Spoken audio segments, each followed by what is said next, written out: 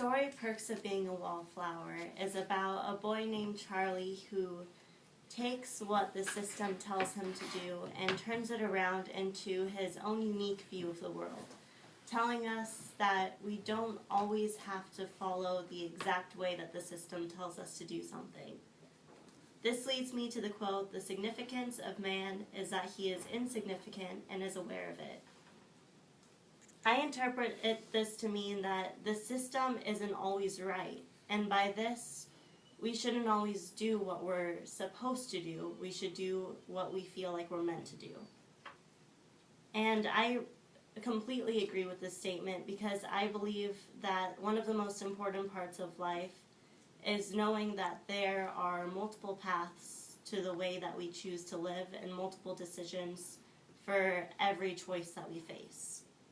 To go over these points, I will be looking at an important educational philosopher, a novel, and a famous movie.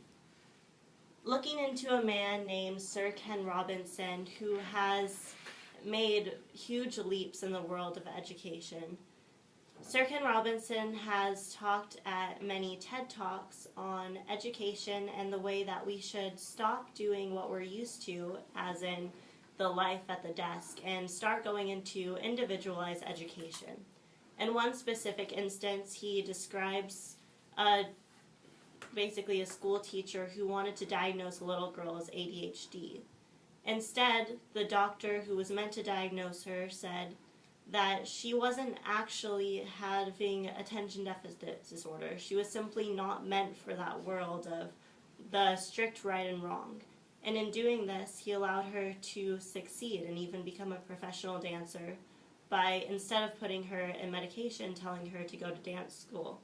This connects back to my point that though the educational world wanted her to do what they thought was right, she had a different path that she was meant to follow. Going down the lines of right and wrong, we often think that our own perspective of the world is right as well, which can lead us to paths that we really don't want to follow. Take Pride and Prejudice, for example. In this story, Elizabeth Bennet immediately thinks that she knows what is right about the world. She knows the type of people that she needs to be associated with.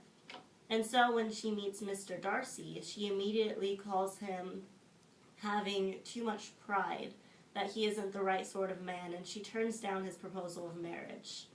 Now, later on in the story, she finds that she misjudged him, that what she thought was right isn't actually the true definition of the type of man she wanted. And she finds that Mr. Darcy really is the man that she wants because though on the surface he seems to be wrong, he actually has the right characteristics for what match her. And this links back to my interpretation that the system isn't always right. The way we think a person should be isn't always how they actually are going to be and how we should want them to be. Now, sometimes what is wrong isn't apparent to the person as it is to us, but this can be a majority view. It can be a person that takes what they think is right and tries to spread it out into the rest of the world. This leads us to the idea of Harry Potter and the fight between Voldemort and Harry. Now, Voldemort can represent a system in which someone takes what is they consider to be right and tries to impart it on the rest of the world. He does this by thinking that the purebloods or fool wizards should be the rulers, and that the muggles, or the humans without magic, should be kind of subjected to a lesser role. And because of this belief, he ends up causing a lot of wrongdoing onto the world, and Harry Potter sets a role of saying, no, this isn't the right thing to believe, leading us back to the idea that sometimes what the majority believes in, or even what the individual believes in, can be contested by a different truth. So going back to the quote that the significance of man is that he is insignificant and is aware of it, I interpreted this to mean that there are multiple right answers and multiple truths in this world. We can look at this through the ideas from Perks of Being a Wallflower, the philosopher Sir Ken Robinson, and Harry Potter. Now, Charlie may not always have the right way of doing things or the normal way of doing things. But in the moment that he is riding in the car with the music blasting, holding his arms up into the sky, he says, "I feel infinite." And though that isn't everyone's definition of the right way to be, that's certainly the way I would want to live.